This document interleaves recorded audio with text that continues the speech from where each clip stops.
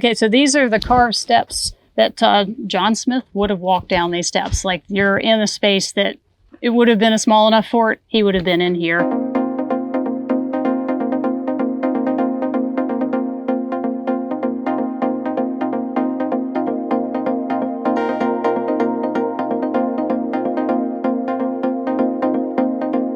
We're now here with Mariana Hartley, who is a senior staff archaeologist here at Jamestown Rediscovery.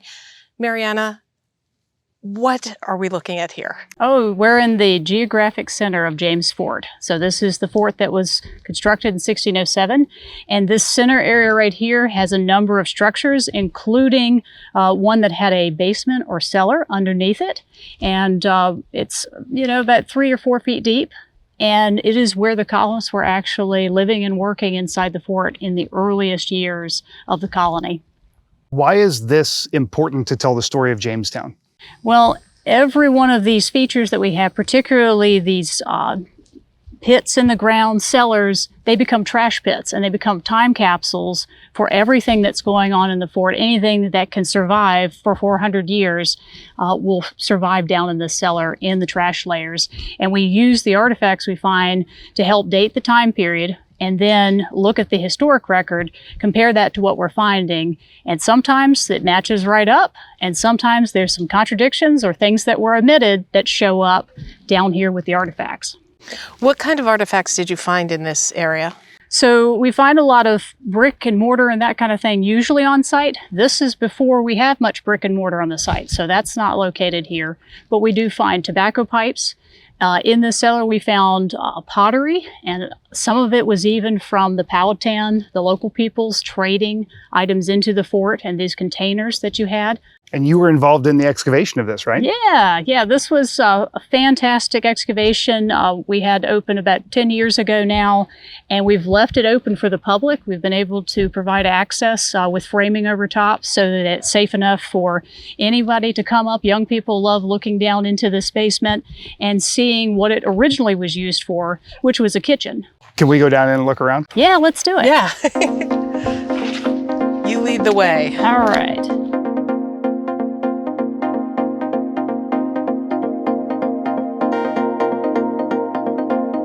So we're in an L-shaped cellar. It would have been underneath a building, and there would have been a floor over top of us, very similar to our framing here. They had one oven they could work here towards the east, and then another one to the south. And so you could have a guy working that oven, a guy working this oven, when you had something to eat. Because of course we weren't bringing a lot of food to start with, and they weren't able to get their crops started. So they're relying on the Virginia Indians to feed them in the first couple of years. But the material that they're eating is scattered across this floor. And that's what we're standing on here would have been the floor surface the last day that they were using this cellar. So we've got 2 ovens, and they're kind of cavities that are carved into this, which is soil. A lot of visitors ask us all the time if it's concrete. It's not. It's the natural subsoil clay that the colonists carved. And they carve out these kind of beehive ovens, and they're similar to a pizza oven today. And within that, they would place kindling, which they'd fire up. The inside of the oven would absorb that heat, and then they'd scrape it out onto the floor. So every time it was used, this is building up from them scraping it out onto the floor. And then they'd take a wet cloth on a stick, clean it out, add some moisture, and then they'd stick in their bread, close it up with the oven door, and walk away. And there's no timer in the 17th century, so it takes however long it takes. These cellars that they're digging, the reason they have these cellars to start with is, if you have yeast or anything, the only way to preserve it is to get to that ambient temperature of the earth, which is about 53 degrees. Right. In the early years, they talk about living in holes in the ground. This is probably one of those. It's a kitchen cellar, but you also would come down here this time of day. You'd probably want to be down in your cellar next to the cold earth. Surviving the opposite in the winter. This would be a warmer place to be, sure, especially with the ovens. The problem would probably be the smoke, because of course there's no hood for these. Are you still studying the things that were pulled out of here? We are. Our curators and conservators are researching all the material that's come from here. Several neat Native American artifacts came from this. So we had a bone flesher for removing flesh. from skins, animal skins, that kind of thing, and then also a celt, stone celt. And those items were just, we're just as excited to see those as any kind of English pottery or weaponry or anything from this. The coolest thing that I remember finding from this was about where you all are standing in the upper layers.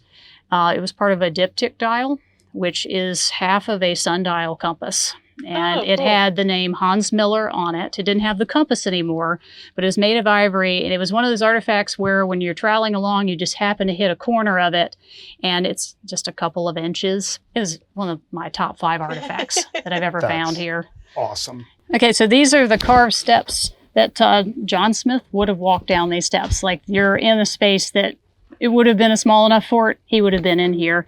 And then the level of detail we had small post holes. There's one there and then one here behind me. That probably is what held a board that would have held back this tread and kind of protected it from erosion, because you can see where you didn't have that, how it's kind of eroded.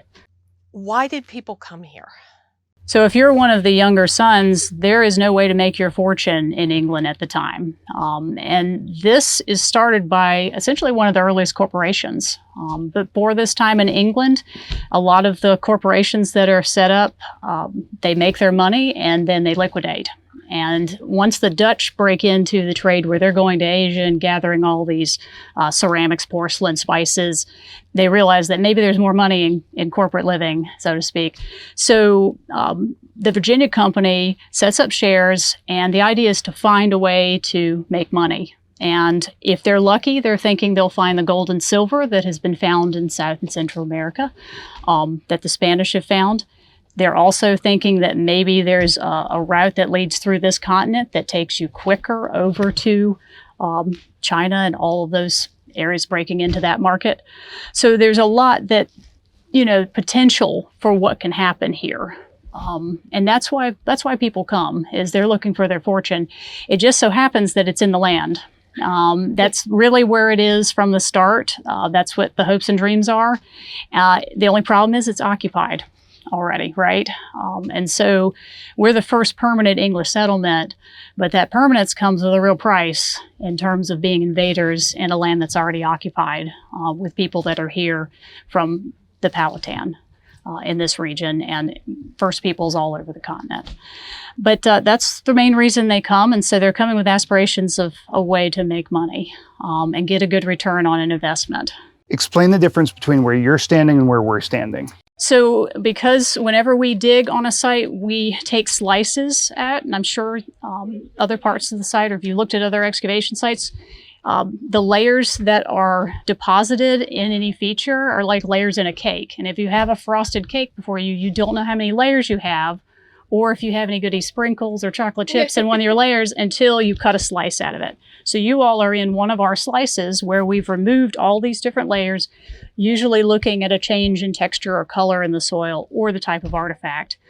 In this case, these are micro layers of every time these ovens were used, piling on top. And it really is. And it's been an incredible journey excavating this cellar between the deconstruction, which is all the fill that we took out so that we're standing here, and then the actual occupation from about 1610.